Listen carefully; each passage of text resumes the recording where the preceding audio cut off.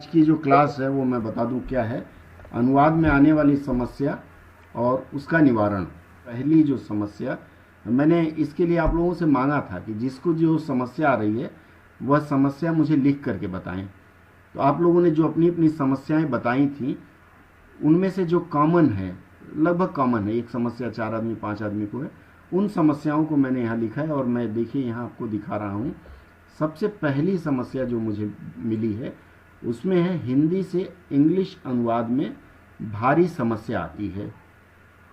फिर किसी ने लिखा है कि इंग्लिश से हिंदी अनुवाद में समस्या आती है। देखिए एक चीज़ मैं बताऊं यहाँ कि हिंदी से अंग्रेजी अनुवाद में सचमुच समस्या आती है और सिर्फ आपको ही नहीं, जो अच्छे अच्छे अनुवादक हैं उनको भी आती है, क्योंकि हिंदी की प्रकृति आसान है। हिंदी मातृभाषा होने के कारण बहुत आसान है, लेकिन जब हम अंग्रेजी में ले जाने की कोशिश करते हैं तो वहाँ कई ऐसे शब्द हैं जो हमें नहीं मिलते हैं। एक समस्या वहाँ आती है। उसके बाद इंग्लिश से हिंदी में भी वही समस्या आती है। इसके बाद आता है, किसी ने लिखा है कि लॉन्ग सेंटेंस अरेंजमेंट में समस्या होती है। ये भी आपका सही है कहना कि जो लंबे वाक्य होते हैं उसको कैसे हम सजाएं, यह एक बहुत बड़ी समस्या वाली बात है। और उसके बाद फिर आता है इंग्लिश टू हिंदी अनुवाद में समस्या आती है।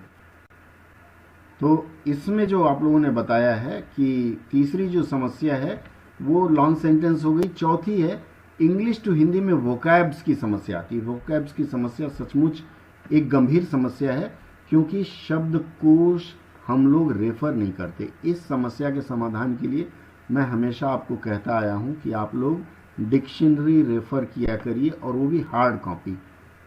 डिक्शनरी जब छू के आप पेज पलटेंगे, पन्ने पलटेंगे, तो उसमें आप एक शब्द का अर्थ ढूंढने जाएंगे तो 10 शब्द और नए मिलेंगे, और जाने अनजाने उन 10 शब्दों में से कम 2 शब्द आपके दिमाग में जरूर बैठ जाएगा, तो वो बहुत अच्छी बात होगी।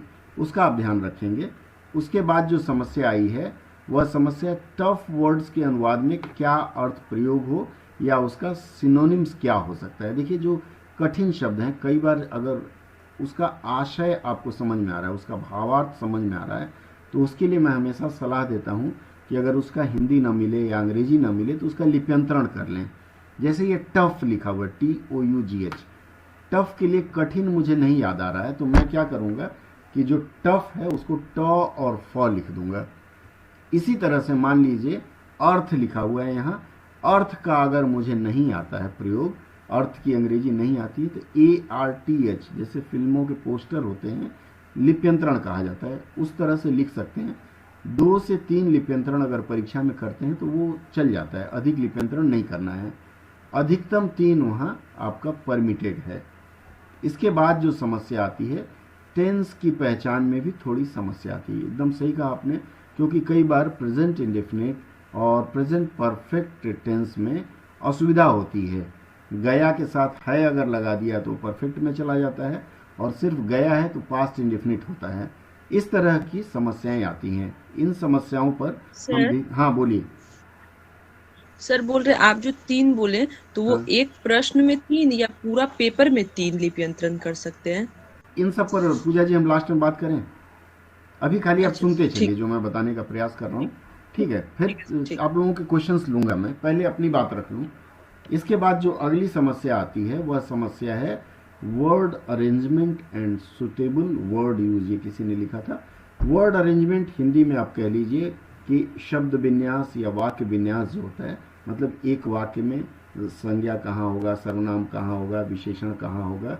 इसके अलावा आपके सब्जेक्ट, कर्ता, कर्म, क्रिया, उसके बाद भी और चीज़ें आती हैं, उसको कैसे रखेंगे, यह एक बहुत बड़ी समस्या है। और इस समस्या का अगर आप निदान कर लेते हैं तो पेपर 1 में भी आपको काफ़ी इससे सहायता मिलती है। लगभग 10 नंबर का उसमें रीअरेंजमेंट का रहता है, अंग्रेजी में भी और हिंदी में भी। सुटेबल वर्ड यूज़ मैंने पहले ही बता दिया। टफ वर्ड देखिए यहाँ लिखा हुआ है, टफ वर्ड के अनुवाद में, तो इसके अनुसार फिर हम उस पर चर्चा करेंगे। उसके बाद उपयुक्त शब्द के चयन की समस्या होती, ये पहले आ चुका है। उसके बाद आती है समस्या, कई बार शब्दों के सही पर्याय के हेर फेर में फंस जाता हूं। सेम वही बात है, उपयुक्त शब्द के चयन में जो समस्या आती है। कोई बात नहीं, इस पर भी हम बात करेंगे। और ये जो समस्या देखिए टेंस की जो समस्या है और ये उपयुक्त शब्द की समस्या, इस पर हो सकता है हमें 1-2 क्लास और लेना पड़े। तो आप लोग मानसिक रूप से तैयार रहिएगा कि अगले सत्र में हम जो विषय आज नहीं कर पाते हैं उन पर हम अगले सत्र में चर्चा करेंगे। उसके बाद जो समस्या आई है वह समस्या है, ज़्यादातर यह समस्या मुझे अंग्रेजी से हिंदी अनुवाद में होती है। अंग्रेजी से हिंदी में हो या हिंदी से अंग्रेजी में हो, इस विषय पर हम विस्तृत रूप से चर्चा करेंगे और आपकी समस्या का समाधान करने का प्रयास करेंगे। इसके बाद जो अगली समस्या आती है वो है अंग्रेजी से हिंदी अनुवाद करते समय वाक्य व्यवस्थित रूप से लिखने में दिक्कत आती है। ये पहले भी आ चुका है कि शब्द विन्यास और वाक्य विन्यास, मतलब कर्ता कहाँ रखना है, कर्म कहाँ रखना है, क्रिया कहाँ रखनी है, अंग्रेजी में प्रीपोजिशन कहाँ रखना है, वर्ब कहाँ रखना है, एडजेक्टिव वर्ब कहाँ रखना है, इन सब का सीक्वेंस अगर आपको पता है तो आप जंग जीत जाते हैं। इस पर भी हम चर्चा करेंगे। उसके बाद जो समस्या है कहाँ पर एक्टिव वॉइस और कहाँ पर पैसिव वॉइस का करें, इसमें कंफ्यूजन है। ये बहुत अच्छा प्रश्न है, इसको आप लोग नोट करके रख लीजिए जितने लोग मुझे सुन पा रहे हैं। एक्टिव वॉइस और पैसिव वॉइस के ऊपर मैं हिंदी में वाच्य का जब पाठ बताऊंगा आपको, तो वाच्य वाले पाठ में इन प्रश्नों का आपका निदान हो जाएगा। इसके लिए एक अलग से सत्र होगा वाच्य पर, आप नोट कर लीजिए। अगर मैं भूलने लगूं तो मुझे याद दिलाइएगा कि वाच्य पर एक सत्र होना चाहिए। और जब वाच्य पे हिंदी वाला सत्र हो जाएगा तो आप समझ जाएंगे एक्टिव और पैसिव। वैसे कुछ सूत्र मैं बीच बीच में दे दूंगा इस पर। उसके बाद अगली जो समस्या है, लाल रंग में इसलिए मैंने लिखा है, इसमें इन्होंने लिखा है कि आप जितने बार ट्रांसलेट करोगे या जितने लोग ट्रांसलेट करेंगे उसके उतने ही ट्रांसलेशन होंगे। एकदम सही बात कहा आपने कि एक वाक्य का मैंने देखा है कि कम से कम 5 तरह से अनुवाद होता है और 5वां अनुवाद सही होता है। इस विषय में मैं आपको बताऊं कि अनुवाद शब्दशः अनुवाद नहीं होता है। अनुवाद हम किसका करते हैं? भावनाओं का करते हैं। आप लोगों ने पीजीडीटी में पढ़ा होगा, पीजीडीटी के पहले चैप्टर में, पीजीडीटी 1 में, कि अनुवाद का मतलब ये नहीं होता है कि हम शब्दशः अनुवाद करें, हम भावनाओं का अनुवाद करते हैं। और उसी में देखिएगा कि कुछ लोग अनुवाद में क्या करते हैं, प्रयोग करते हैं, ये प्रयोग करते हैं, जैसे इशारे का प्रयोग करते हैं।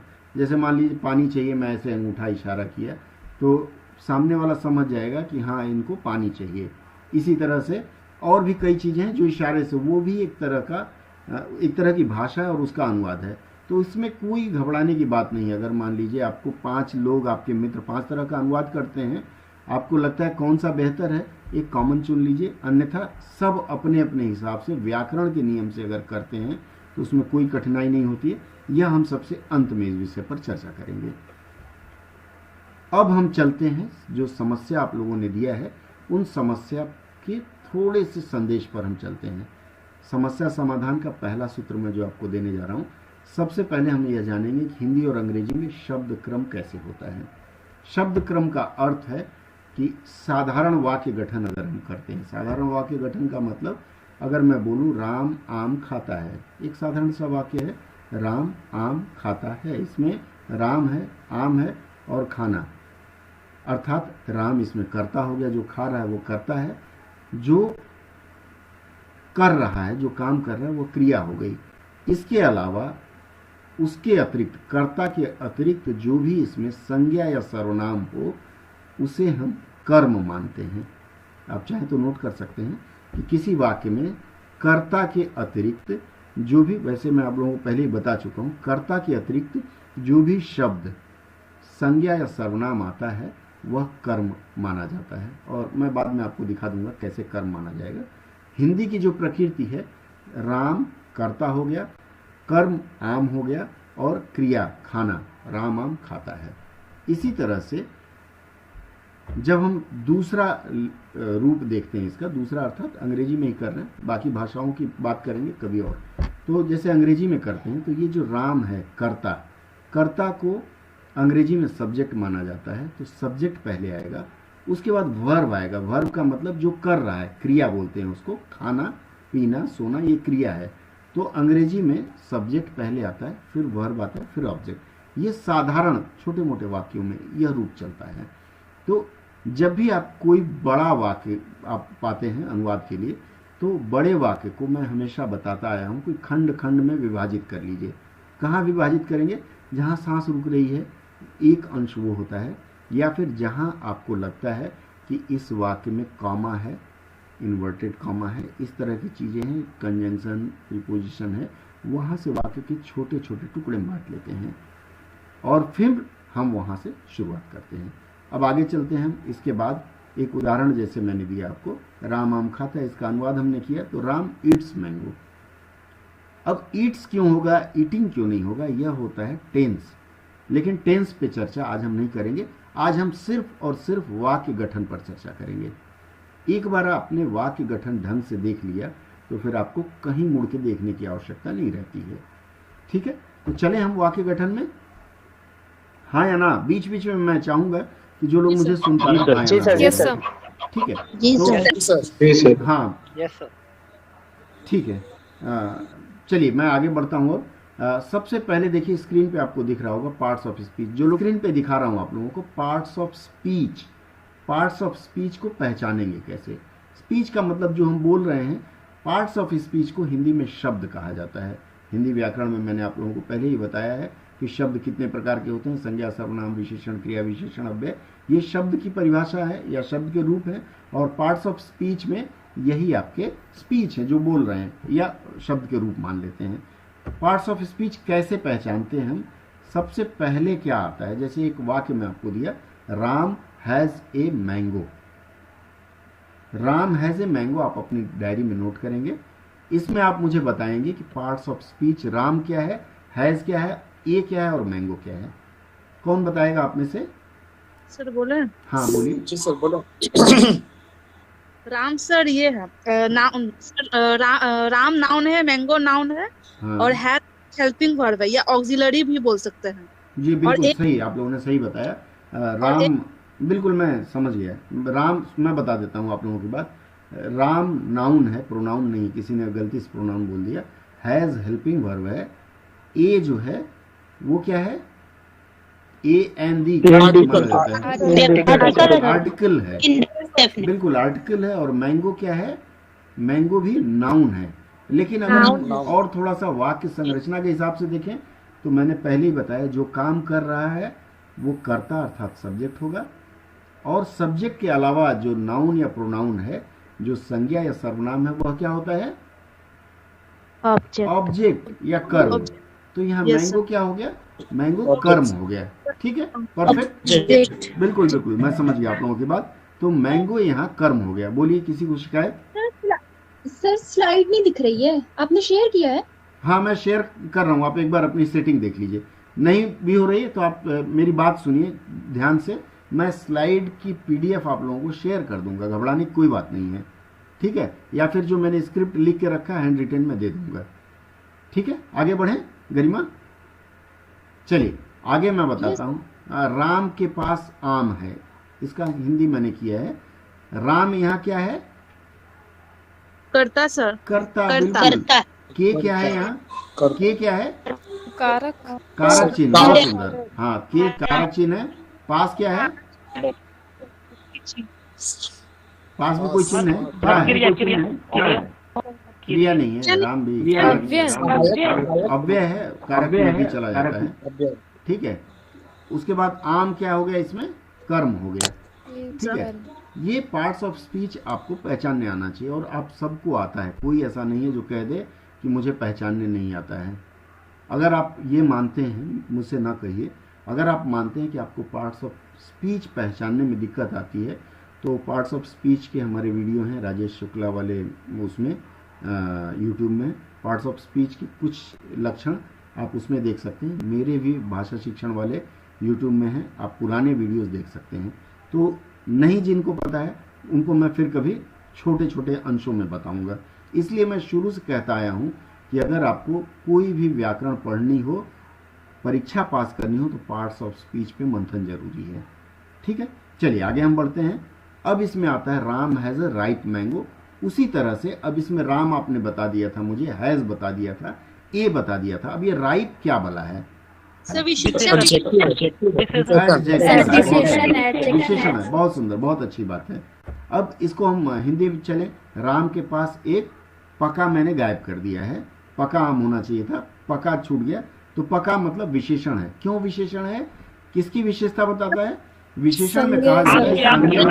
हाँ, सुनते जाइए, जब मैं कहूंगा तब बोलिएगा, ठीक है। तो विशेषण इसलिए है क्योंकि मैंने बताया आप लोगों को, संज्ञा और सर्वनाम की जो विशेषता बताए वह विशेषण है।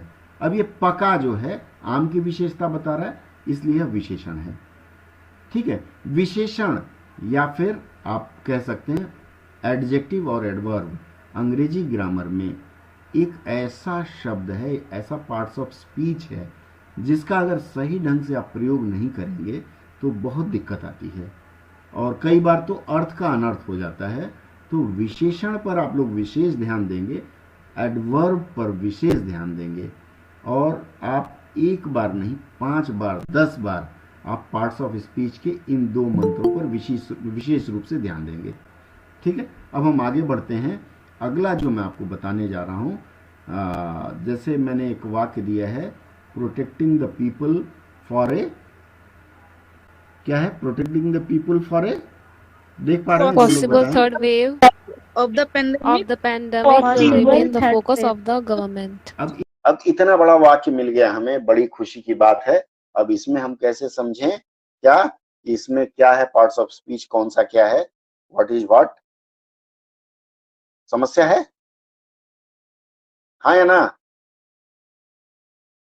तो हाँ, स्लाइड छोटा हो गया, 1 मिनट में फिर से बड़ा कर रहा हूं। 1 मिनट फ्रॉम करेंट स्लाइड, ठीक है। पार्ट्स ऑफ स्पीच में जब मैंने इतना बड़ा वाक्य दे दिया तो ये समझने की बात है कि कहीं ना कहीं कष्ट है और यही कष्ट आपको परीक्षा में पूछा जाता है। अब प्रोटेक्टिंग क्या है? प्रोटेक्टिंग मतलब बचाना। बचाना क्या होगा? क्रिया हो गई, वर्ब। द पीपल क्या हो गया? ये नाउन हो गया। और ए पॉसिबल, संभावित, क्या हो गया? Third wave. थर्ड वेव मान लेते हैं हम, यहाँ थर्ड वेव को सब्जेक्ट मान लेते हैं। पॉसिबल, संभावित। संभावित जो शब्द है वो एक प्रकार का क्रिया विशेषण हो जाएगा या विशेषण होगा, इस पर हम चर्चा करेंगे। Of the pandemic, pandemic noun हो गया। विल जो हेल्पिंग वर्ब हो गया। रिमेन ये वर्ब के रूप में आता है। The focus of the government, focus भी उसी रूप में आएगा और गवर्नमेंट एक नाउन है।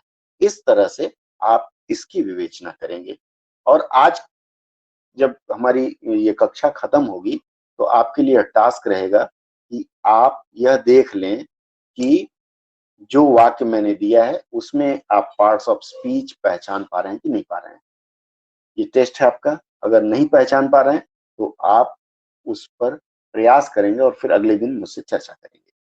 चलिए अब हम आगे बढ़ते हैं। पार्ट्स ऑफ स्पीच में ये वाक्य मैंने दिया था आपको, दोबारा मैंने दिखाया, ठीक है। अब इसमें हम आते हैं पार्ट्स ऑफ स्पीच के साथ साथ हिंदी भाषा से हम शुरुआत करते हैं, क्योंकि हिंदी में हम हिंदी वाले बहुत कमजोर हैं। अंग्रेजी बहुत अच्छी आती है, हिंदी में कमजोर हो जाते हैं। तो शुरुआत में हिंदी से करूंगा, बाद में हिंदी और अंग्रेजी को मिलाकर करूंगा। यहां तक जो मैंने बात किया आप लोगों को स्पष्ट हुआ या नहीं हुआ? हाँ या ना? स्पष्ट है? ठीक है, फिर आगे बढ़ते हैं। जी सर। ठीक है, हाँ बोलिए।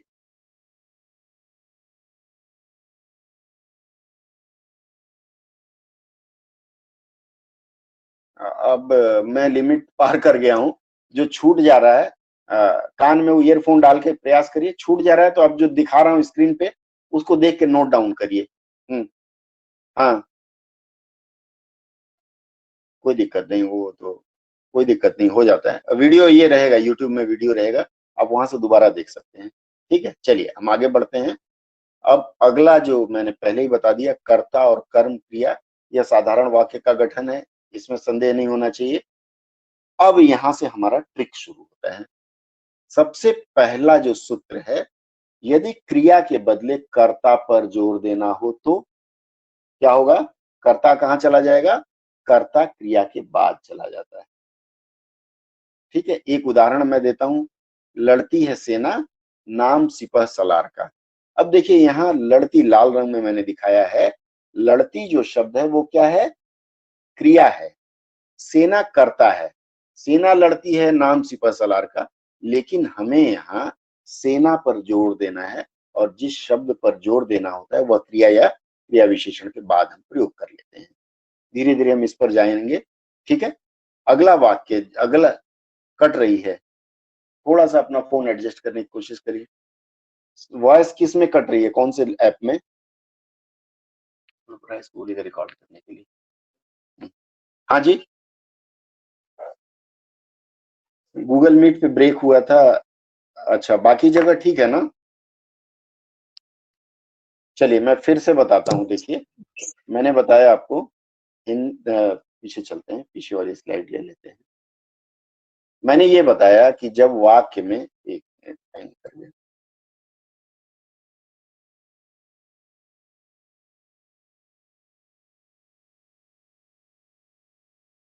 मैंने देखिए हिंदी भाषा में शब्द क्रम पर बताया। मैंने यह बताया आपको कि साधारण वाक्य में क्या हम करते हैं, कर्ता, कर्म और क्रिया का प्रयोग करते हैं। फिर मैंने आपको बताया यदि क्रिया के बदले कर्ता पर जोर देना हो, ये बता चुका हूं मैं आप लोगों को, क्रिया के बदले कर्ता पर जोर देना हो तो कर्ता क्रिया के बाद चला जाता है। उदाहरण के लिए देखिए, मैंने आपको दिया है, लड़ती है सेना नाम सिपह सलार का। अब यहां आप देखिए, लड़ती है सेना जो मैंने वाक्य लिखा है लाल रंग में मैंने दिखाया है। लड़ती जो शब्द है वह शब्द क्या है, क्रिया है। हाँ या ना बोल दीजिएगा जब मैं पूछूं। सेना यहाँ करता है, तो देखिए सेना पर हमें जोर देना होगा। अब लड़ती है सेना की जगह मैं कुछ और लिख दूं, कोई और शब्द, जैसे मान लीजिए लड़ती है पत्नी, पिटता है पति, ठीक है। लड़ती है बहन, पिटता है भाई, ठीक है। इस तरह के जब हम वाक्य का प्रयोग करते हैं तो हम कर्ता पर जोर देना चाहते हैं, इसलिए कर्ता को क्रिया के बाद ले जाते हैं। ठीक है, आगे बढ़े हम। अब देखिए इसमें और क्या है, अगला क्या है, वाक्य में जब दो कर्म एक साथ हों। कई बार ऐसा होता है, जैसे मैंने सड़क से रुपया और पैसा दोनों उठा लिया, जा रहा था रास्ते में, गिरा हुआ मिला मुझे, तो मैंने सड़क से रुपया और पैसा दोनों उठा लिया। अब ये जो वाक्य मैं आपको बोल रहा हूं, इस वाक्य में कर्म कितने हैं? मैंने यहां कर्ता हो गया सड़क, हाँ सड़क, तीन कर्म हो गए ना, सड़क, रुपया और पैसा। सड़क से रुपया और पैसा दोनों उठा लिया। अब इस तरह, या फिर मान लीजिए एक दूसरा मैं वाक्य दूं कि मैं बाजार गया और बाजार से मैंने मछली और पनीर खरीदी। खरीद ही सकते हैं, वैसे मैं नहीं खाता तो आप लोगों के लिए ला सकता हूं, ठीक है। तो वाक्य में जब दो कर्म हो या दो से अधिक भी हो सकते हैं, तो उसका सूत्र क्या है? उसका सूत्र यह कहता है कि सबसे पहले सजीव कर्म आएगा। जैसे मैंने बाजार से पनीर और मछली खरीदी, अगर मैं लिखता हूं तो देखने में कहीं गलती नहीं लगती, लेकिन हिंदी व्याकरण के अनुसार इस वाक्य में गलती है। सबसे पहले हम सजीव कर्म लिखेंगे, उसके बाद हम निर्जीव कर्म का प्रयोग करेंगे, ठीक है। इसके बाद आता है, नानू ने कुत्ते को दूध पिलाया।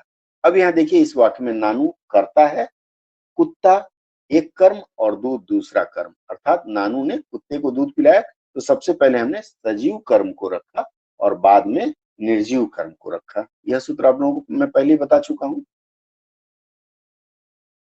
कभी कभी क्या होता है, जब हम सजीव कर्म पर अधिक जोर देना चाहते हैं, सजीव कर्म को कब अधिक जोर देते हैं? जब कविता या कहानियों में लिखते हैं, तब हम क्या करते हैं, निर्जीव कर्म के बाद सजीव कर्म रख सकते हैं।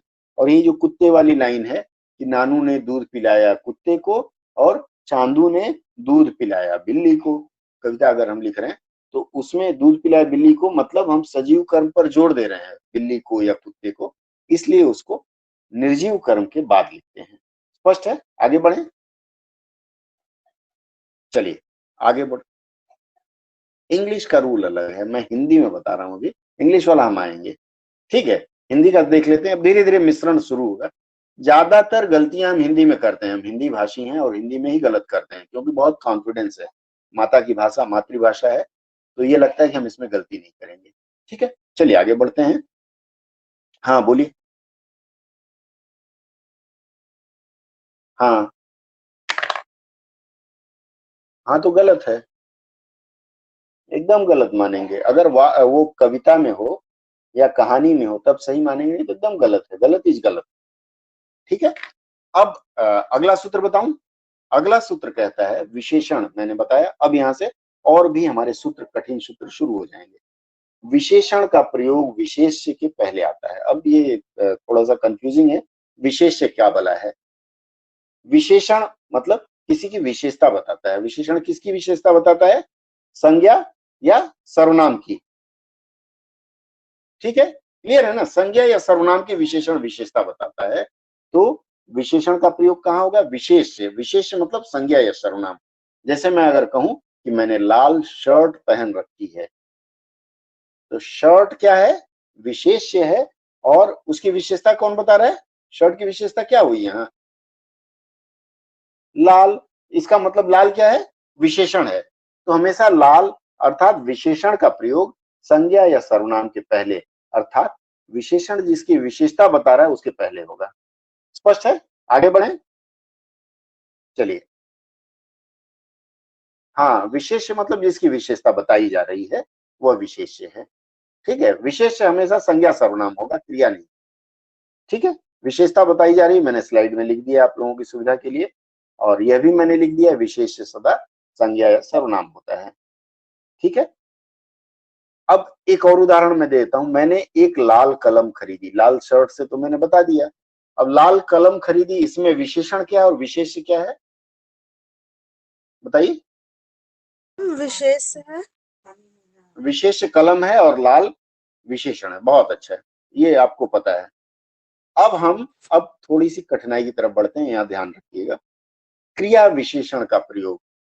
अब ये सबसे बड़ी बला क्रिया विशेषण। मैं आप लोगों को रेगुलर क्लास में भी अव्यय आधा ले आया था, क्रिया विशेषण नहीं बताया था। क्रिया विशेषण का प्रयोग सीख लीजिए। क्रिया विशेषण की परिभाषा मैं इसके बाद वाले सेशन में कभी लूंगा।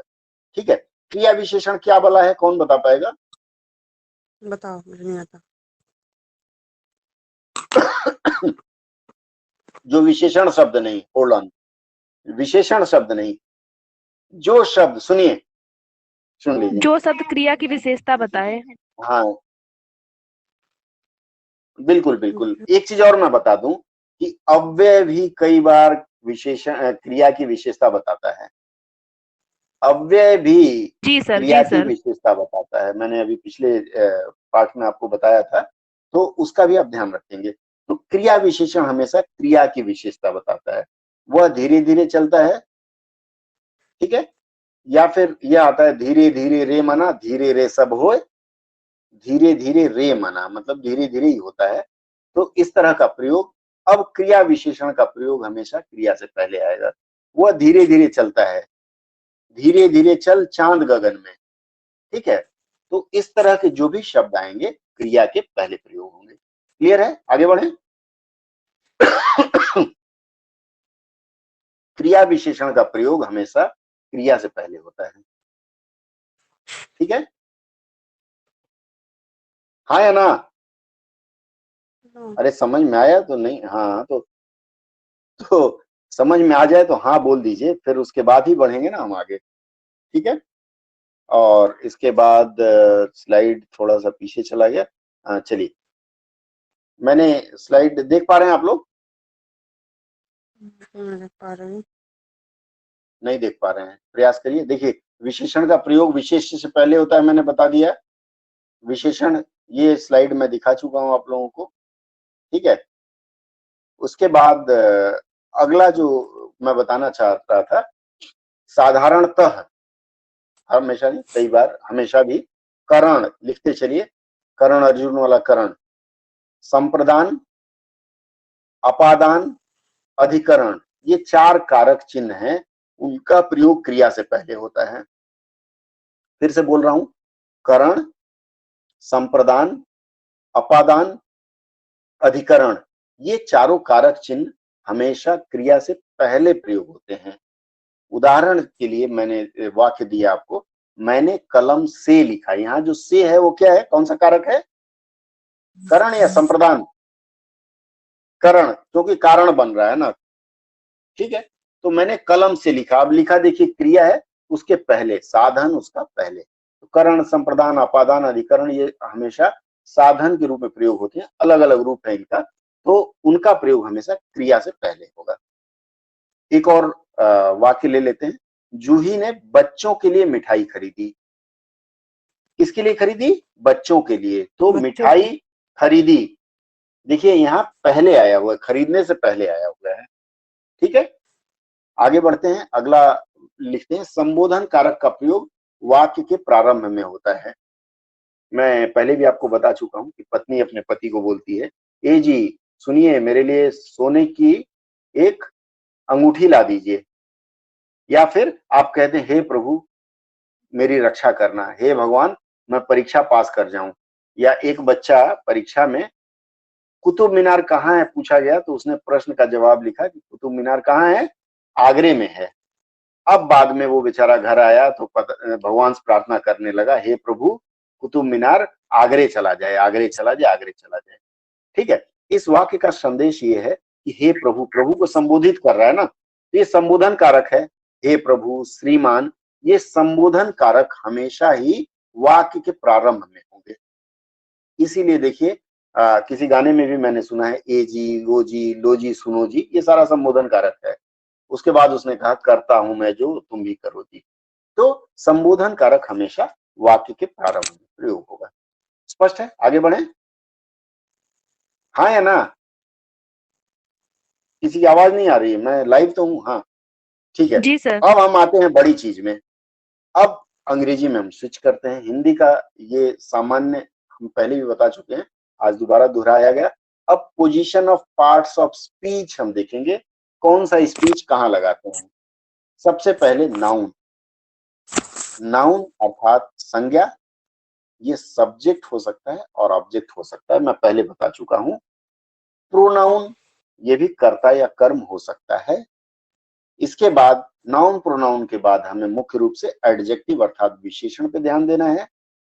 एडजेक्टिव के बाद वर्ब पे ध्यान देना है। और जो लोग पेपर 1 की तैयारी कर रहे हैं वो लोग भी ध्यान से इस क्रम में पढ़ने का प्रयास करेंगे। सबसे पहले नाउन, उसके बाद प्रोनाउन, उसके बाद एडजेक्टिव, उसके बाद वर्ब। वर्ब अगर आपने पढ़ लिया तो उसके बाद आता है एड वर्ब। मैं इसको बताता हूं, ADD, एड। इसको एड वर्ब, मतलब वर्ब के साथ कुछ ऐड कर देना। एडवर्ब अर्थात क्रिया की विशेषता बताने वाला शब्द, क्रिया विशेषण। ठीक है, आगे बढ़े। ये जो मैंने बताया 1 2 3 4 5, रण्ड मूल नाल अंजी, ठीक है, 5 हो गए, अंजी के बाद नहीं आता है। ठीक है, 5 आपको महत्वपूर्ण ढंग से पढ़ना पड़ेगा। अब इसमें आता है सबसे पहले नाउन या प्रोनाउन। मैं पहले बता चुका हूं, संज्ञा या सर्वनाम कर्ता या कर्म में हो सकता है और दोनों का स्थान अलग अलग हो सकता है। अब जिसने वॉइस पे प्रश्न किया था उनके लिए मैं बता दूं, ये जो वॉइस का आपने प्रश्न किया था कैसे होगा। देखिए, एक्टिव वॉइस और पैसिव वॉइस का एक छोटा सा नियम है कि सब्जेक्ट ऑब्जेक्ट की जगह चला जाता है और ऑब्जेक्ट सब्जेक्ट की जगह, बस अपना स्थान बदल लेते हैं, चेस के वो तारों के जैसे या चेस के गोटों के जैसे अपना स्थान बदल लेते हैं। जब उसमें भी करते हैं ना, क्या कैसलिंग करते हैं, तो उसी तरह से सब्जेक्ट ऑब्जेक्ट बदल जाता है और ये वॉइस का एक रूप होता है। इसलिए ये दोनों अपना अपना स्थान बदल सकते हैं। ठीक है, इसके ऊपर आपको पता है, थोड़ी बहुत चर्चा फिर हम लेंगे। एडजेक्टिव विशेषण हमेशा संज्ञा या सर्वनाम से पहले आता है। एक लाइन में क्लियर है। संज्ञा अगर मान लीजिए राम आम खाता है, राम लाल आम खाता है, तो लाल जो शब्द है वह विशेषण है और आम के पहले लगाया गया है। तो एडजेक्टिव हमेशा संज्ञा या सर्वनाम के पहले आएगा, नाउन या प्रोनाउन के पहले आएगा। क्लियर है? आगे हम बढ़ते हैं, अब एडवर्ब में आते हैं। और आज की पूरी जो कक्षा है वह एडवर्ब को समर्पित है। कुछ और बचेगा तो वो हम एडवर्ब के बाद किसी और सत्र में फिर हम चर्चा करेंगे। ठीक है, आगे बढ़े हम लोग। Permission granted? यस, ठीक है। चलिए, यथासंभव एडवर्ब को उस शब्द के करीब रखें जिसका अर्थ प्रभावित होता है। उस शब्द के करीब रखें, हमेशा दिल के करीब रखते हैं बाधाओं को, तो जिसका अर्थ प्रभावित करता है। जैसे मैंने कहा एडवर्ब, मैंने बताया क्रिया की विशेषता। जैसे चलता है, कैसे चलता है? धीरे धीरे चलता है, उछल उछल के चलता है, कूद कूद के मारता है। तो ये जो शब्द हम प्रयोग कर रहे हैं, ये शब्द आपके क्रिया विशेषण है और क्रिया को प्रभावित करते हैं, इसलिए उसके आसपास होगा, आगे पीछे कर सकते हैं। अब कहाँ आगे होगा कहाँ पीछे होगा हम उस पर आगे चलते हैं। जैसे एक उदाहरण मैं देता हूं, वह अक्सर कहता है कि वह समुद्र में रहता है। ये लाइन डायरी में नोट करें आप लोग। वह अक्सर कहता है कि वह समुद्र में रहता है। इस वाक्य का अनुवाद क्या होगा? 1 मिनट का समय देता हूं, आप में से जो पहले बोले बस एक आदमी की सुनूंगा मैं। वह अक्सर, हाँ, जो बोल ले उसके बाद दूसरा ना बोले, बोलिए। ठीक है, ऑफन एंड ऑलवेज मान लिया, बस हो गया। ठीक है, ही ऑफन सेज या ही ऑलवेज सेज, एकदम सही बोला आप लोगों ने। इसका अनुवाद क्या होता है? दूसरा वाक्य मैं देता हूं, वह कहता है कि वह अक्सर समुद्र में रहता है। इसका अनुवाद क्या होगा? हम्म,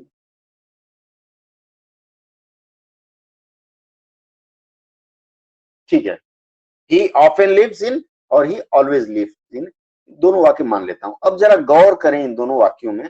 पहले वाक्य में वह करता है, कर्ता के बाद ही हमने अक्सर का प्रयोग किया है, क्रिया विशेषण है। उसके बाद दूसरे वाक्य में कि वह अक्सर समुद्र में रहता है। देखिए, ये अक्सर जो शब्द है अलग जगह लगने पर वाक्य को ही बदल देता, बड़ा खतरनाक है ये। जैसे होता है ना कि काला रंग किसी में मिला दीजिए वो काला हो जाता है, वही अक्सर का, अर्थात अक्सर का मतलब एडवर्ब अगर किसी वाक्य में गलत शब्द के साथ लगा देंगे, मतलब जहां उसको नहीं रखना चाहिए, तो आपका पूरा का पूरा वाक्य समुद्र में डूब जाएगा। ठीक है, अब जैसे पहले वाक्य का अनुवाद आप लोगों ने बताया कि ऑफन सेज, वो अक्सर कहता है। सांस रुकी, हमने वाक्य को तोड़ दिया, बड़े वाक्य को छोटा किया। दैट जोड़ा गया उससे, ही लिव्स इन सी, मतलब वो अक्सर कहता है, जब भी मिलेगा बोलेगा भैया मैं समुद्र में हूं। लेकिन अगर दूसरे वाक्य का अनुवाद, he says that he often lives in sea, दोनों अलग अलग अर्थ है। अक्सर का मतलब वो हमेशा ही रहेगा, लेकिन जो दूसरा वाक्य है उसमें ये आता है कि हफ्ते में दो तीन दिन वो समुद्र में रह लेता है। दोनों वाक्य के अर्थ में अंतर आएगा, और एडवर्ब फिर उसी शब्द के पास रखें जिसके अर्थ को प्रभावित कराना है, नहीं तो अर्थ का अनर्थ हो जाएगा। अगला लेते हैं।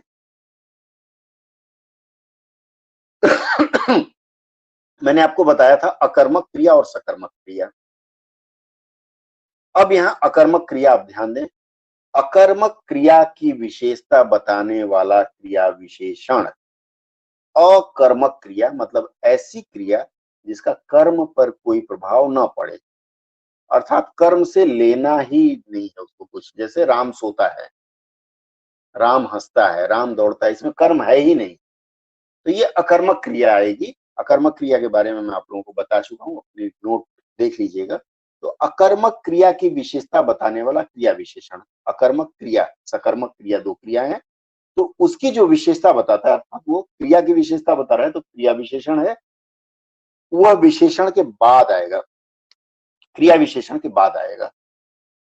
जैसे एक उदाहरण मैं आपको दूं, पितामह शांति पूर्वक मरे। मरना एक क्रिया है, वर्ब है, उसके पहले शांति पूर्वक लगाया गया, तो ये शांति पूर्वक क्या हो गया? अकर्मक क्रिया हो। ठीक है, और अकर्मक क्रिया का प्रयोग कहां होगा? मैंने बताया है क्रिया विशेषण उसके पहले लगेगी या फिर क्रिया विशेषण के बाद। तो ये जो शांति पूर्वक हुआ, मरने की विशेषता बता रहा है, कोई तड़प तड़प के मरता है। ठीक है, तो शांति पूर्वक मरे, तो इसका प्रयोग हमने क्रिया से पहले किया है। ठीक है, अब हाँ, मैंने बताया अकर्मक क्रिया की विशेषता बताने वाला क्रिया विशेषण, ये अंग्रेजी के रूल में मैं ले जा रहा हूं अब आपको। अकर्मक क्रिया की विशेषता बताने वाला क्रिया विशेषण सामान्यतः क्रिया विशेषण के बाद आता है। हिंदी में तो हमने पहले लिख लिया, पितामह शांति पूर्वक मरे। मरना जो पितामह के बारे में बता रहा है, मरना क्रिया है शांति पूर्वक। लेकिन जब हम इसका अनुवाद अंग्रेजी में करते हैं तो हम कैसे करते हैं? देखिए, द ग्रैंडफादर डाइड पीसफुल्ली, अर्थात हम ये डाइड जो शब्द है क्रिया के बाद क्रिया विशेषण का प्रयोग किए। क्यों किए? क्योंकि ये जो मरे जो शब्द है यह अकर्मक क्रिया है। द ग्रैंडफादर पीसफुली डाइड अगर हम बनाते हैं तो यह वाक्य गलत हो जाएगा, यह प्रयोग गलत होगा। नोट कर लीजिए, और किसी का प्रश्न हो तो बताएं, फिर एक दूसरा वाक्य मैं दूंगा। समझ में आया? नहीं समझ में आया? ये थोड़ा कठिन है, मुझे भी समझने में समय लगा। बताइए। ये डेफिनेटली अंग्रेजी में देखिए क्रिया के बाद आया है, डाइड के बाद आया है। जी नहीं, पीसफुली डाइड गलत हो जाएगा। मैं आपको रूल दिखा रहा हूं, रूल में कह रहा हूं मैं कि अकर्मक क्रिया की विशेषता बता रहा है। अकर्मक क्रिया क्या है? पितामह मरे, मरना यहाँ अकर्मक क्रिया है क्योंकि कर्म है ही नहीं। उसकी विशेषता कौन सा शब्द बता रहा है? शांतिपूर्वक। जब इसका हम अनुवाद करेंगे अंग्रेजी में तो ये जो शांतिपूर्वक है, अकर्मक क्रिया की विशेषता बता रहा है, उसको हम क्रिया के बाद लिखेंगे, वर्ब के बाद लिखेंगे। इसलिए देखिए अनुवाद में मैंने दिया है the grandfather died peacefully. Peacefully शब्द अंत में लिखा गया है। अक्सर लोग मुझसे यह प्रश्न किया करते थे। हाँ, नहीं सुन पाए, फिर से बोलिए।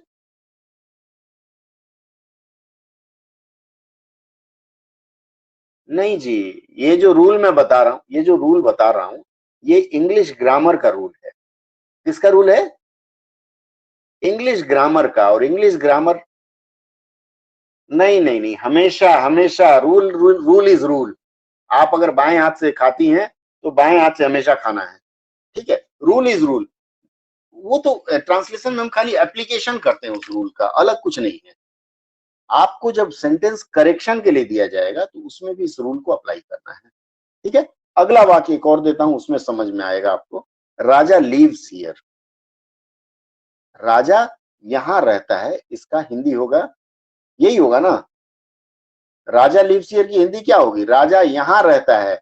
ये जो हियर जो शब्द है, यहां रहना की विशेषता बता रहा है, इसलिए यहां जो शब्द है यह क्रिया विशेषण है। मैंने आप लोगों को बताया था, यहां वहां जहां तहां मत पूछो कहां कहां। उसके बाद एक गाने का बोल है संतोषी मां। तो ये यहां वहां जहां तहां, यह सब क्रिया विशेषण भी है और विशेषण रूप में भी कई बार प्रयोग करते हैं। यह क्रिया विशेषण मान लेते हैं, ठीक है? एक और उदाहरण मैं आपको दे दूं। We live frugally. अंग्रेजी में वी लिव, हम रहते हैं। कैसे रहते हैं? फ्रूगली। फ्रूगली का मतलब होता है मित व्ययता, मतलब कंजूसी में जीते हैं, पैसे नहीं होंगे या फिर बहुत कंजूस हैं ही, ठीक है? इन तीन वाक्यों से आपको स्पष्ट हो जाएगा कि जब यहाँ क्रिया विशेषण क्रिया की विशेषता बता रहा है, और वो क्रिया कैसी है? अकर्मक क्रिया है। अंग्रेजी में बोले तो क्या बोलेंगे अकर्मक क्रिया को? ट्रांजिटिव या इंट्रांजिटिव?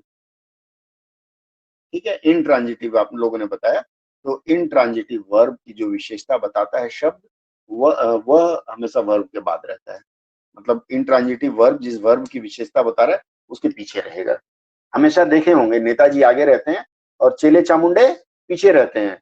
नेताजी की जय हो, इसका मतलब ये मान लीजिए कि नेताजी यहाँ अकर्मक हैं और जो उसके साथ हमने क्रिया प्रयोग किया जय हो करने वाले बच्चे, वो जय हो करने वाले चूंकि उनके पीछे रहते हैं, उनकी विशेषता बताते हैं अकर्मक की, तो उसको हम क्रिया के बाद लेंगे, ठीक है?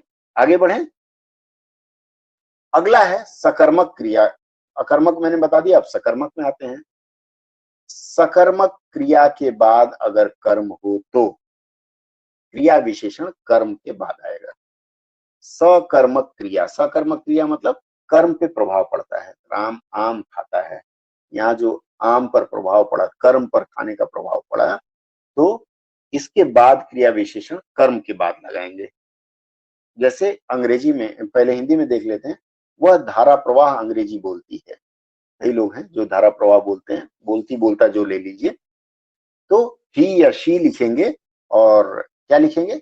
Speaks English. इंग्लिश और फ्लुएंटली जो शब्द है बाद में ले जाएंगे। क्यों बाद में ले जाएंगे? मैंने आपको रूल में दिखाया है कि सकर्मक क्रिया के बाद कर्म हो तो क्रिया विशेषण कर्म के बाद आएगा। सकर्मक क्रिया स्पीक्स जो है सकर्मक है। क्यों? अंग्रेजी बोलता है। कैसे बोलता है? धारा प्रवाह, ठीक है? तो यहां अंग्रेजी पर बोलने का प्रभाव पड़ा है इसलिए सकर्मक है, और धारा प्रवाह जो उसकी विशेषता है तो विशेषता कर्म के बाद, ठीक है? आगे बढ़ें। अगला जो रूल है, अगला जो नियम है, अगला नियम कहता है क्रिया विशेषण सदैव उस शब्द के बाद प्रयुक्त होता है जिसकी वह विशेषता प्रकट करता है। फिर से सुने, क्रिया विशेषण सदैव उस शब्द के बाद प्रयुक्त होता है जिसकी वह विशेषता प्रकट करता है। अभी पहले भी तो मैंने बताया कि नेताजी की विशेषता बताते हैं, चेला लोग तो पीछे रहते हैं, ठीक है। जैसे वह बहुत अच्छा गाती है, इसके पहले मैंने बताया वह अंग्रेजी बहुत अच्छा बोलती है, वह बहुत अच्छा गाती है, सी सिंग्स वेरी स्वीट। क्रिया विशेषण सदैव उस शब्द के बाद प्रयुक्त होता है जिसकी वह विशेषता प्रकट करता है। अब यहाँ सिंग की विशेषता प्रकट कर रहा है ना, गाने की। वेरी स्वीट, तो ये जो वेरी शब्द है वह बाद में जाएगा, सिंग्स के बाद, क्रिया के बाद जाएगा। वेरी स्वीटली कहना चाह रहे हैं, स्वीटली कर लीजिए, कोई दिक्कत नहीं, लेकिन स्वीट का स्वीटली शब्द मैं कम सुना हूं। स्वीटली जो हो जाएगा, लेकिन स्वीट का स्वीटली मैंने नहीं देखा आज तक। अगर है तो आप प्रयोग कर लीजिए। अगर कहीं स्वीट ही होता है, स्वीटली अगर आपको कहीं व्याकरण की किताब में मिला हो तो आप कर लीजिए, मुझे जानकारी नहीं है, ठीक है, उस पे नो कमेंट्स। आगे बढ़े।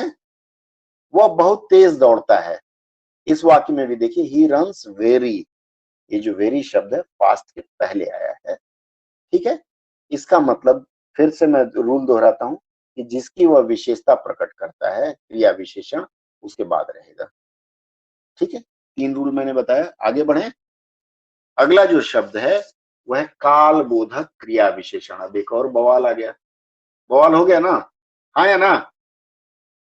एडवर्ब ऑफ टाइम, अभी क्रिया विशेषण पढ़े ही नहीं, ऊपर से लाद दिया एडवर्ब ऑफ टाइम।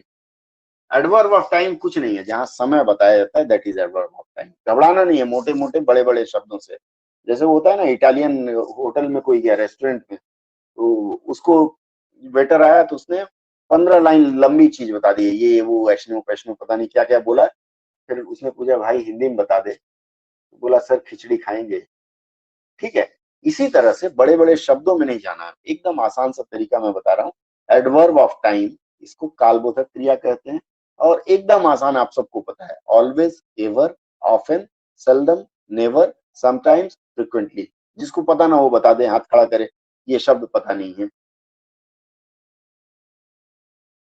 कोई है आप में से सज्जन या कोई मैडम है जिनको पता ना हो ऑलवेज शब्द, एवर शब्द, ऑफन शब्द, सेल्डम, नेवर, समटाइम्स, फ्रिक्वेंटली? हाँ या ना?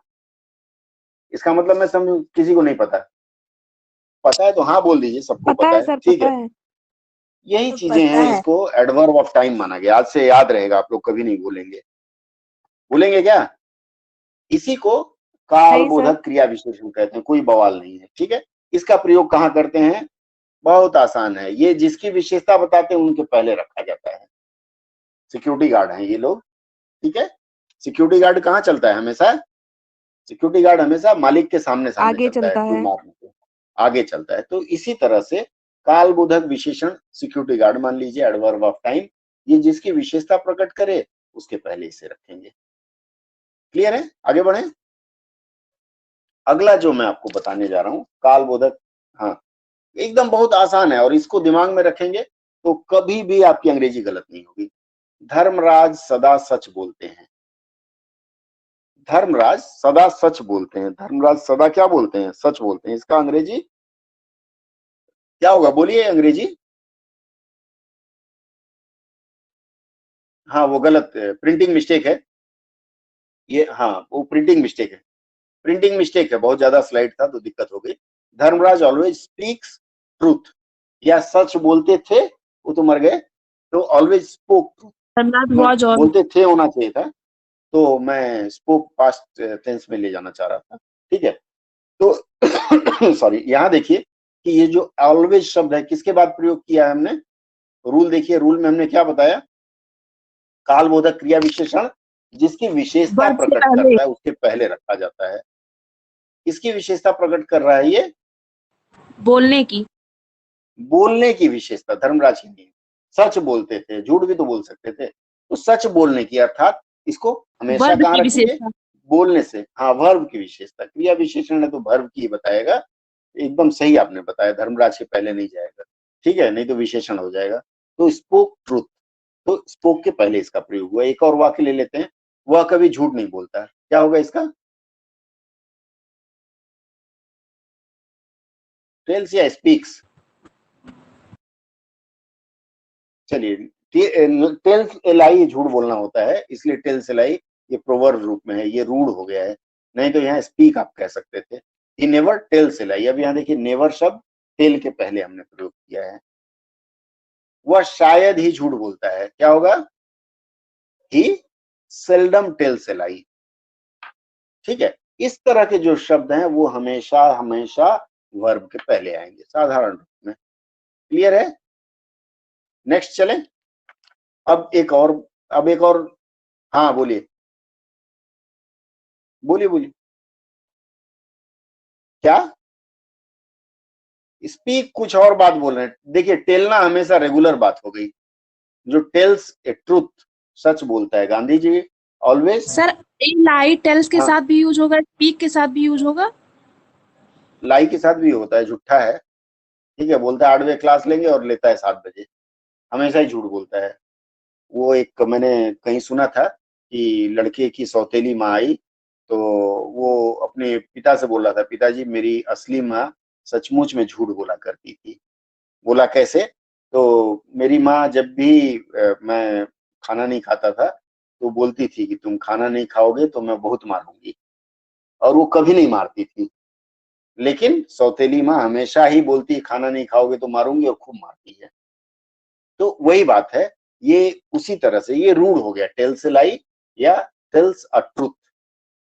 ठीक है, ये दोनों रूढ़ हो गया, इनको इस रूप में प्रयोग करेंगे। आगे बढ़े। अब हम आ गए हैं रीति एवं साधन। रीति का मतलब रीति काल मत समझिएगा, मैनर होता है। मैनर मतलब काम करने का तरीका। मीन्स एंड इंस्ट्रूमेंट इसको बोलते हैं। तो इनको व्यक्त करने वाले जो क्रिया विशेषण है, आ रहा है, इनको व्यक्त करने वाले जो क्रिया विशेषण है उनका प्रयोग कहाँ होगा, कोई बताएगा?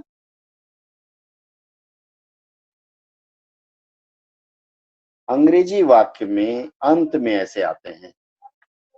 ठीक है, रीत एवं साधन, manner, means and instrument. Instrument का मतलब बजाने वाला नहीं, साधन हो गया हवाई जहाज पे चढ़ के, या वो जो कौन सी एक मूवी आई थी जिसमें झाड़ू पे चढ़ के वो लोग यात्रा करते हैं, याद है?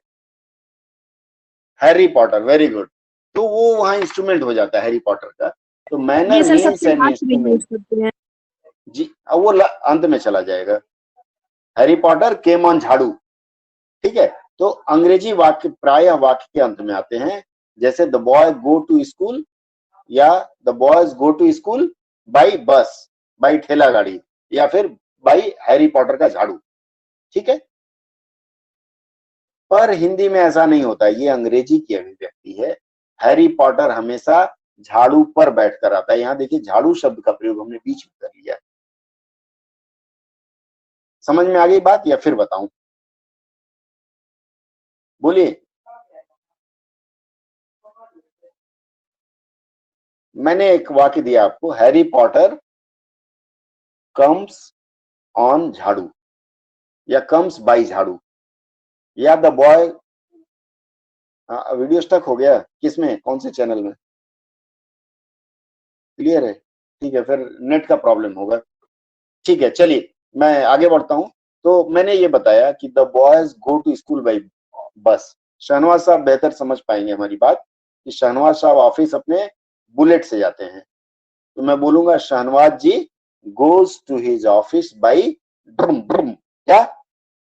किसे जाते हैं शहनवाज साहब? बुलेट बोलिए, अरे कुछ तो समर्थन कीजिए। हाँ, नहीं तो आप समर्थन नहीं करेंगे तो लोग डांटेंगे हमको। ठीक है, लेकिन हिंदी में ऐसा नहीं होता है। हिंदी में क्या होता है, हिंदी में अगर हम बोलें तो शहनवाज साहब मोटरसाइकिल से या बुलेट से ऑफिस जाते हैं। ये जो बुलेट शब्द है, इंस्ट्रूमेंट है, मोड है या मीन्स है, साधन है, तो साधन का हमने बीच में ले लिया, कर्म के रूप में ले लिया। स्पष्ट है, हाँ या ना? लड़के कार्यालय बस से जाते हैं, बस पहले आया क्रिया से पहले। ठीक है, चलिए अब हम आगे बढ़ते हैं, थोड़ा सा और आगे बढ़ते हैं। पैसिव वॉइस की वाक्य रचना, लोगों ने प्रश्न किया था, मुझे बताना जरूरी था। पैसिव वॉइस की रचना में क्रिया विशेषण, और अक्सर हम लोग एक्टिव वॉइस पैसिव वॉइस के 5 नंबर के प्रश्न आते हैं, वो गलत लिख के आ जाते हैं। क्यों? क्योंकि वहां एडवर्ब का ख्याल नहीं रखते। आज मैं स्पष्ट कर दूंगा। पैसिव वॉइस की वाक्य रचना में क्रिया विशेषण सामान्यतः मध्य स्थिति में रखे जाते हैं।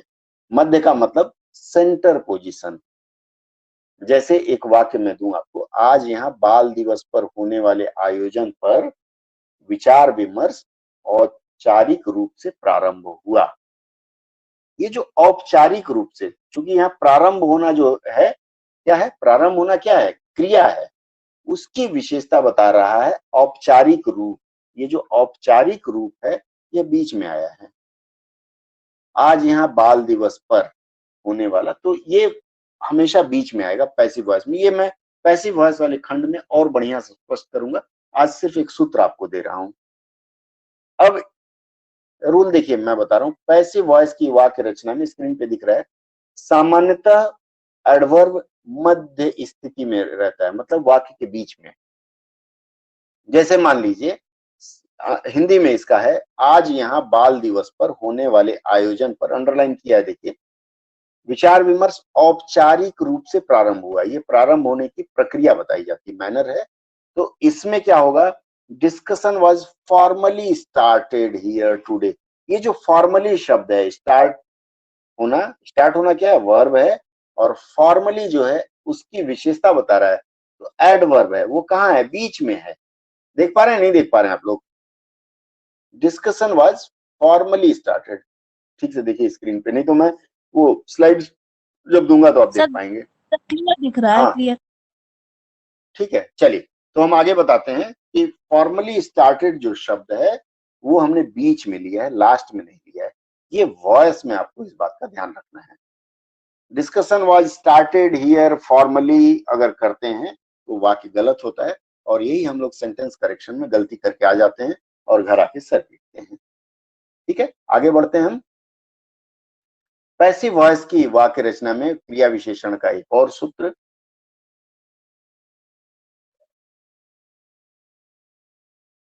चलिए ये पैसिव वॉइस का नहीं है, हाउ से शुरू होने वाले, हाउ कहां लगता है, हाउ का मतलब प्रश्न भी होता है और क्या होता है, एक्सक्लेमेशन भी होता है। How how beautiful you are. जैसे मान लीजिए आपका दोस्त आपसे कहे, Ajay ji how beautiful you are looking like, हाँ, या how charming, how is the जोश, बिल्कुल सही, हाँ, या फिर हाउ शाइनी और टकलावाज, मुझे कोई बोले हाउ शाइनी और टकलावाज। ठीक है, तो इस तरह के शब्दों में क्रिया विशेषण हाउ के तुरंत बाद प्रयोग करते हैं। हाउ इज द जोश, ये जो जोश शब्द है हाउ के तत्काल बाद प्रयोग किया गया है। एक और उदाहरण देता हूं मैं आपको, how high is the Qutub Minar. मान लीजिए मैं प्रश्न करता हूं, how high is the Qutub Minar, Qutub Minar कितना ऊंचा है, तो आप बोलेंगे 55 फीट या 5 मीटर, 5 जो भी आप बोलेंगे। अगर इसको हम क्वेश्चन मार्क में भी कन्वर्ट करते हैं, कुतुब मीनार, या फिर हम कुतुब मीनार, अरे कितना ऊंचा है, ऊपर देख के बोलेंगे तो हम बोलेंगे अरे how high the Qutub Minar is, the पहले आ जाता है उसमें। इसी तरह से एक दूसरा वाक्य लेते हैं, how depth the well is, या how deep the well is. क्या होना चाहिए, डेप्थ या डीप, वाक्य गलत लिखा है मैंने, हाउ डीप होना चाहिए, बिल्कुल वाक्य गलत लिखा है मैंने जानबूझ करके, कि आप एक बार समझ जाएं। How deep the well is, कितना गहरा है, देख के इसका आपका विस्मय भी होगा, एक्सक्लेमेशन भी आ सकता है, और आप इसको क्वेश्चन के रूप में भी प्रयोग कर सकते हैं। जैसे मान लीजिए बहुत अच्छा आपने किसी जगह बोला, पहली बार आप ऑफिस ज्वाइन किए, आपने लेक्चर दिया, लोगों को बहुत पसंद आया जैसे, तो वहां बोलेंगे हाउ वेल ही स्पोक। या फिर मान लीजिए आपके बॉस बोलते हैं, well done Shahnawaz, how well you spoke, मतलब आपने बहुत अच्छा, ये एक्सक्लेमेशन वो मार्क्स दिया गया। तो हाउ पहले लगेगा और बाकी चीज बाद में लगेगा। ठीक है, इसके बाद इसी तरह से how fast the train moves, कोई आया बुलेट ट्रेन देखा, how fast the train moves, अंग्रेजी स्टाइल में बोला, तो ट्रेन कितनी तेज चल रही है, प्रश्न भी कर सकते हैं, विस्मय भी कर सकते हैं। रूल फिर से बता दूं कि हाउ से शुरू होने वाले इस तरह के जो वाक्य हैं उसमें क्रिया विशेषण हाउ के तुरंत बाद, हाउ फास्ट, फास्ट जो है क्रिया की विशेषता बता रहा है, तो हाउ के तत्काल बाद लिखा जाएगा। डेप्थ या हाई, ये सब आपके क्रिया विशेषण है। क्लियर है, आगे बढ़ें। अब हम आते हैं adverb of place. Adverb of place का मतलब स्थानवाचक क्रिया विशेषण। स्थान का मैंने बताया, संतोषी माता की व्रत कथा जो लोग सुनते होंगे, यहाँ वहां जहां तहां, मत पूछो कहाँ कहाँ, या फिर समुद्र के किनारे आजकल चलता है यहाँ वहां कचरा मत फेंकिए। ये जो यहाँ वहां वो क्रिया विशेषण के रूप में जब हम प्रयोग करेंगे तब वाक्य के अंत में रखे जाते हैं। जैसे यहाँ वहां कचरा मत फेंकिए, इंग्लिश में इसका अनुवाद क्या करेंगे? Don't litter hither and thither. हाँ बोलिए। हियर एंड देयर, बिल्कुल। हाँ, एक और वाक्य आपके सामने स्क्रीन। हाँ, वैसे डोंट लिटर के बाद ही वो वाक्य खत्म हो जाता है, लेकिन मान लीजिए don't spit here and there. इसी तरह से मैंने एक वाक्य स्क्रीन पे दिया है, देखिए, the class will be upstair. आप हमारे यहाँ आए और मम्मी ने हमारी कहा कि आज बेटा क्लास ऊपर होगी, छत पे करेंगे, तो the class will be upstairs. अब जो अपस्टेयर्स है एडवर्ब ऑफ प्लेस है, प्लेस की विशेषता बता रहा है, तो ये आपका क्रिया विशेषण वाक्य के अंत में रखा जाएगा। एक और उदाहरण ले लेते हैं। हाँ बोलिए। कोई बात नहीं,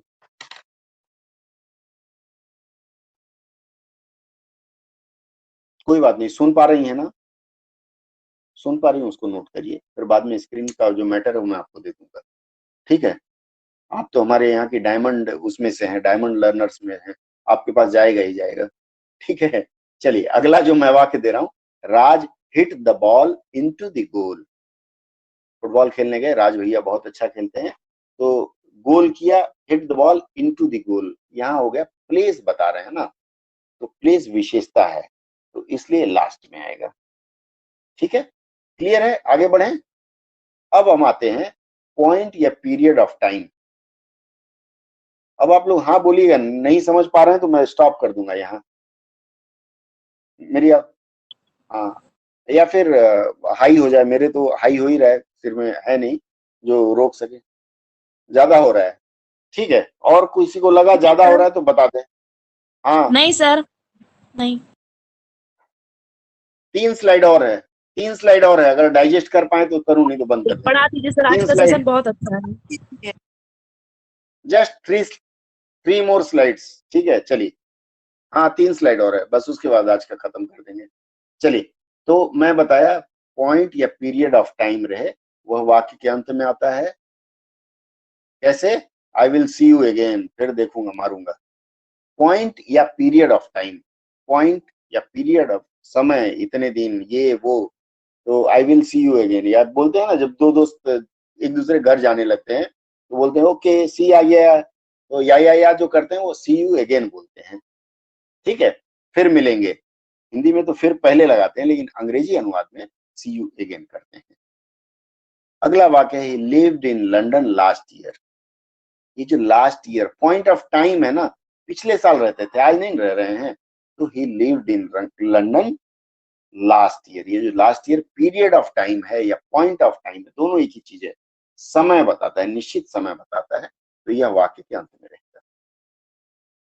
अगला जो है the class starts tomorrow at 3 o'clock। जैसे कल की क्लास 8 बजे होगी, आज की सूचना। तो ये जो पॉइंट ऑफ टाइम मैंने बताया, पॉइंट ऑफ टाइम 3 o'clock, ये पॉइंट है, एग्जैक्ट 3 बजे क्लास शुरू हो जाएगी। जैसे आज हमने 7:40 में शुरू कर दिया था, मैंने प्रतीक्षा नहीं किया किसी का, तो ये period of time, point of time हमेशा वाक्य के अंत में जाएगा। ठीक है, अगला स्लाइड है, बस 2 स्लाइड और बचे हैं, वो देख लेते हैं। मुझे लगा अधिक होगा इसलिए मैंने पहले ही कह दिया था। समय एक और है, टाइम ड्यूरेशन, एडवर्बियल इसको बोलते हैं। ठीक है, जैसे हाउ लॉन्ग, हाउ लॉन्ग, आप यहाँ कितने दिन से ठहरे हुए चाचा? वो अतिथि तुम कब जाओगे में पूछता है ना, चाचा और कितने दिन ठहरोगे? How long will you be here चचे? तो उसका है लेंथ ऑफ टाइम इसको बोलते हैं। और आता है ड्यूरेशन आता है, और आता है फ्रॉम सम प्रीसीडिंग टाइम, मतलब पीछे 6 महीने से 7 महीने से। हाउ लॉन्ग, कब से ठहरे हैं, कितने दिनों से नौकरी कर, हाउ लॉन्ग। हाउ लॉन्ग से अगर कोई भी शब्द इंगित हो तो वह क्रिया विशेषण अंग्रेजी वाक्य के अंत में आता है। मैंने बताया पॉइंट ऑफ टाइम और पीरियड ऑफ टाइम, और साथ में मैंने बताया हाउ लॉन्ग, अर्थात टाइम ड्यूरेशन बताने वाले जो शब्द हैं वह वाक्य के अंत में आते हैं। कैसे आते हैं? मैं ग्रीष्म काल में डलहौजी में रहूंगा, बहुत ठंडा जगह है डलहौजी, तो क्या होगा यहाँ? हाँ लीजिए, ये मैं आप लोगों को दे दूंगा, घबराइए मत, जरूर दूंगा मैं आप लोगों को। ठीक है, जो नहीं नोट कर पाए कोई बात नहीं, नोट मत करिए, दिमाग में नोट करिए। ठीक है, चलें आगे बढ़े। परमिशन ग्रांटेड मैडम, लिखिए मत, मैं ये स्लाइड दे दूंगा, डोंट राइट, आप टाइम वेस्ट कर रही हैं अपना। ठीक है, मैं आपको दे दूंगा ये स्लाइड, मैंने वादा किया मैं दे दूंगा, लेकिन दूंगा इस वादे के साथ कि और कहीं साझा मत करिएगा। मैं ग्रीष्म काल में डलहौजी में रहूंगा, इसका क्या होगा? I shall be in Dalhousie for the summer, या ड्यूरिंग द समर, क्या लिखना चाह रहे हैं आप लोग? ड्यूरिंग द बोलिए। समर। ठीक है, फॉर और ड्यूरिंग दोनों चलता है यहाँ। ठीक है, नर्स रात भर ड्यूटी पर थी, कोरोना काल चल रहा है, बेचारी मातम मतलब आफत में है, नर्स डॉक्टर और पुलिस तीनों को सैल्यूट करते हैं। ठीक है, नर्स रात भर ड्यूटी पर थी। ठीक है, इसका क्या होगा, हम क्या लिखेंगे? The nurse was on duty all night long, ये टाइम बता रहा है, और all night long, whole night, all night सही शब्द, ऑल नाइट लॉन्ग सही शब्द है, नहीं आया तो होल आटा होल जीरा के साथ हम होल नाइट लिख देते हैं। होल जो होता है, सुनिए, होल और ऑल नाइट सुन लीजिए, होल और ऑल नाइट में फर्क है। ऑल नाइट मतलब पूरी रात, और होल जैसे होल आटा, होल लॉट, वो किसी क्वांटिटी दिखाता है। टाइम के लिए ऑल नाइट लिखते हैं, ऑल डे ऑल नाइट। एक और आसान तरीका बताता हूँ, वो पार्टी ऑल नाइट वाला गाना सुने आप लोग? नहीं सुने हैं? जी क्या सर नाम है, सुने। कौन से, वो संत कौन है जिन्होंने गाया है वो गाना? है हनी सिंह, हाँ हनी बाबा का, वो सुन लीजिएगा, पार्टी ऑल नाइट। वो अंग्रेजी खूब बोलते हैं, तो उसमें लास्ट में आया ही ऑल नाइट, तो उसमें कोई ऐसे रटने की बात ही नहीं है। पार्टी ऑल नाइट याद आया तो ऑल नाइट लिख दिया, लास्ट में आएगा। क्लियर? इसका मतलब है that is period of time, point of time, ये सब लास्ट में आएगा।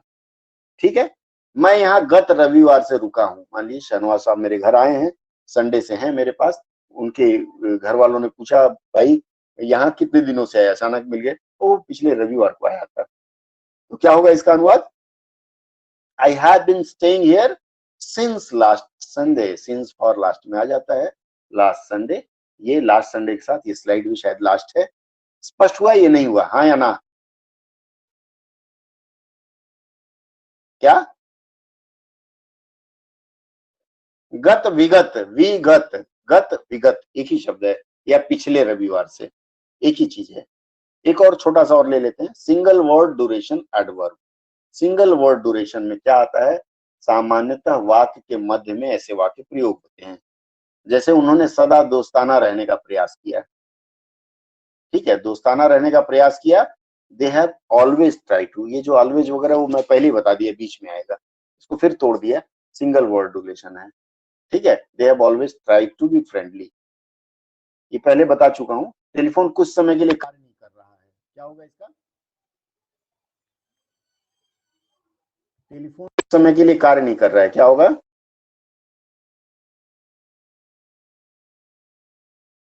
Telephone is temporarily out of order. आप देखे होंगे कहीं लिफ्ट में लिखा रहता है टेम्पोररीली। नॉट वर्किंग भी हुआ, सुनिए, अनुवाद में बाद में जाएंगे। मेरा ठीक है सुन लीजिए, मैं अभी क्या बता रहा हूं आपको, रूल मैंने दिया कि सिंगल वर्ड ड्यूरेशन एडवर्ब हमेशा बीच में रहेगा। तो फॉर टाइमिंग बी पीछे क्यों ले गए? The telephone is temporarily out of service. ठीक है, टेम्पोररीली, टाइमिंग का मतलब 1-2 मिनट के बाद वो चलने लगेगा, लेकिन अस्थायी तौर पर कार्य नहीं कर रहा, ये होगा। ठीक है, ये गया आपका आज के सेशन का ये जो स्लाइड था। कैसा लगा यह सत्र? और अब मानस शंका समाधान आप लोग करवा सकते हैं। ठीक है, हाँ वंडरफुल, आपके समझ में आया तब मैं वंडरफुल मानूं। ठीक है, आज का सेशन सर चलिए, बहुत तो अच्छा रहा। सब बहुत अच्छा लगा। तो मैं चाहूंगा कि अब सत्र के समापन की आज्ञा चाहूंगा। अब देखिए, आज जो मैंने बताया इसकी पीडीएफ में बना करके कुछ और स्लाइड जोड़ूंगा तब दूंगा आपको, निश्चिंत रहे, मैं दे दूंगा। एक चीज मैं और कहूंगा, अरे सुनिए, अभी धन्यवाद की बात नहीं आई, जब हम बोलेंगे तब धन्यवाद बोलिएगा। आप लोगों को एक टास्क देता हूं, स्पीकर ऑफ करिए आप लोग। आज जो मैंने बताया है, मैंने पहला टास्क आप लोगों को दिया है कि एक बड़ा सा सेंटेंस आप कहीं से भी उठा लीजिए न्यूज़पेपर से। जैसे आज मैंने टाइम्स ऑफ इंडिया से आप लोगों को दिया था एक लाइन।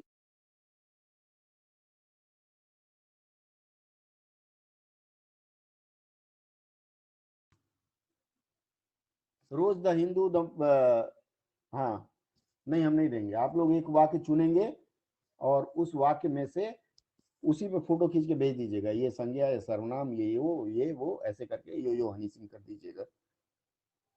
ठीक है, चलिए 1 मिनट रुक जाइए।